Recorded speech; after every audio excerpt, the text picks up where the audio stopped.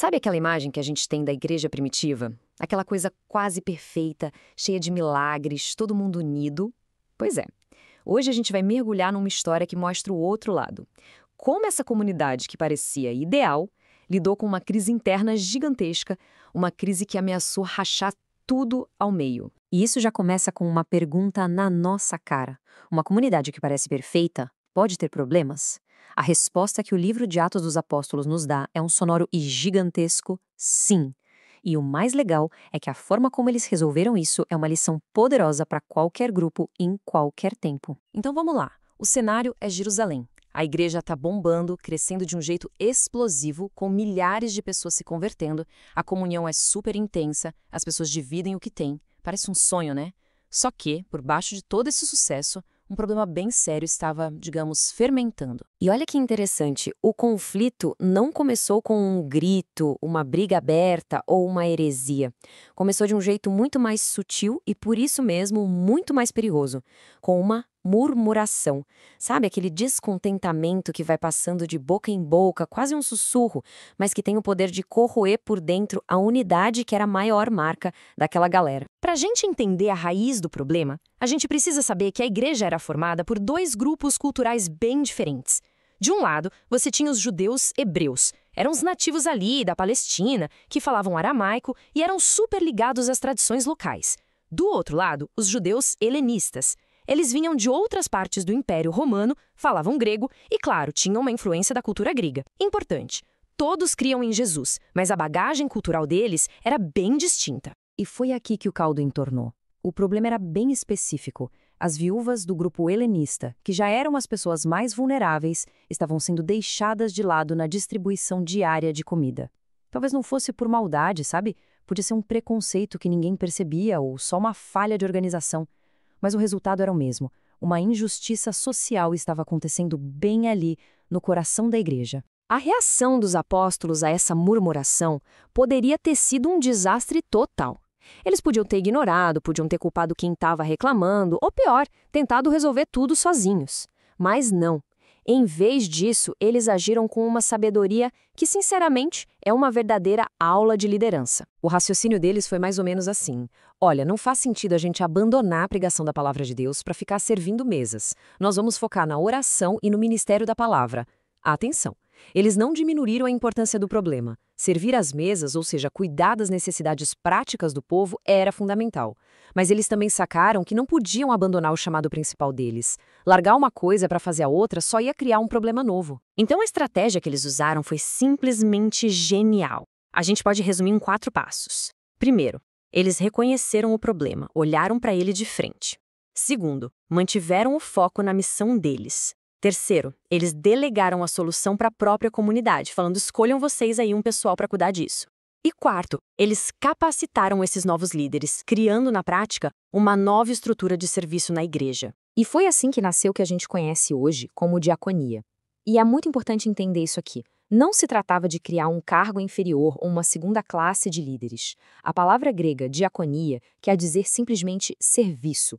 Eles estavam criando uma função essencial, um ministério tão sagrado quanto o da pregação, dedicado a garantir que a justiça e o cuidado acontecessem na prática. E a lição aqui é poderosa demais. Cuidar do corpo e cuidar da alma não são coisas que competem entre si. São dois lados da mesma moeda. Uma igreja que prega o amor, mas não cuida das pessoas, está falhando. E uma igreja que só cuida das pessoas, mas não aponta para Deus, também está falhando. Os apóstolos entenderam esse equilíbrio perfeitamente. Mas beleza, quem é que podia assumir uma tarefa tão importante assim? Os apóstolos não falaram: escolham aí qualquer um que tenha tempo livre. De jeito nenhum. Para esse importante negócio, como eles mesmos chamaram, os critérios eram altíssimos, e isso mostra o quanto eles valorizavam esse ministério. Eles estabeleceram 3 qualificações que não tinham negociação, e a ordem delas diz tudo. Primeiro, boa reputação. Segundo, ser cheio do Espírito Santo. E terceiro, ser cheio de sabedoria. Reparou que não está no topo da lista? Habilidade de administrar, experiência com logística. O ponto de partida era completamente outro. E esse é o pulo do gato. O primeiro, o mais fundamental de todos os critérios, era o caráter. Boa reputação significa escolher uma pessoa cuja vida já era um testemunho, alguém em quem as pessoas confiavam. Antes de olhar para o que a pessoa fazia, a igreja olhou para quem a pessoa era.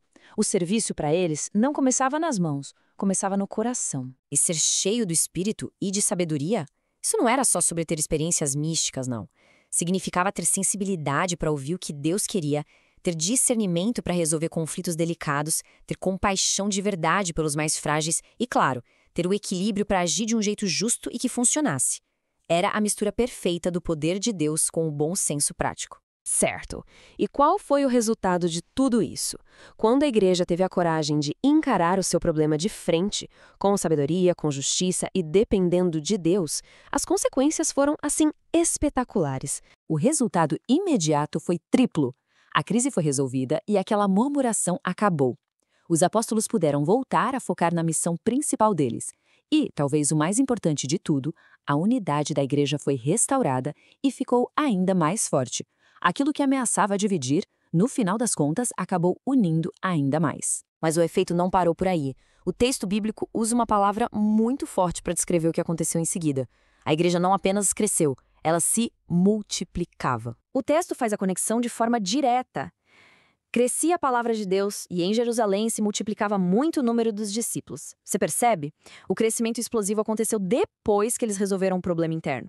A solução para a crise dentro de casa destravou um nível de crescimento do lado de fora que eles nunca tinham visto. E aqui está a lição mais poderosa de todas para a gente hoje.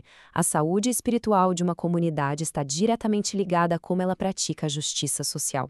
Quando a igreja resolveu aquela injustiça interna, ela ganhou uma autoridade moral, uma credibilidade espiritual imensa. O evangelho que eles pregavam com a boca era o mesmo que eles viviam no dia a dia. E convenhamos, isso é irresistível. E tudo isso nos deixa com uma pergunta para a gente levar para casa. A lição de Atos 6 não é sobre evitar problemas. É sobre como a gente enfrenta os problemas de um jeito que gera saúde, unidade e crescimento. Então, fica a reflexão. Na sua comunidade, na sua equipe, na sua igreja, como é que os problemas estão sendo transformados em oportunidades de crescimento? Essa é a grande questão que Atos 6 deixa para a gente hoje.